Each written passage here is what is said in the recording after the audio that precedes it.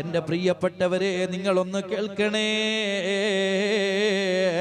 ഇസ്ലാമിനെ തെറ്റിദ്ധരിച്ചു പോയവരുണ്ടോ? പലരും നിരീശ്വരവാദിയായി മാറുന്നത്, പലരും യുക്തിവാദികളായി മാറുന്നത്, പലരും അല്ലാഹുവിനെ വിമർശിക്കുന്നത്, പലരും പുന്നാര നബി സല്ലല്ലാഹു അലൈഹി വസല്ലമ തങ്ങളെ വിമർശിക്കുന്നത്. പ്രിയപ്പെട്ടവരെ, അവരല്ലാഹനെ അറിഞ്ഞില്ല, അവര് മുത്ത് റസൂലുള്ളാഹിനെ അറിഞ്ഞില്ല, മുത്ത് ഇസ്ലാമിനെ അവരറിഞ്ഞില്ല, മുത്തൗലിയാക്കൾ അവരറിഞ്ഞില്ല.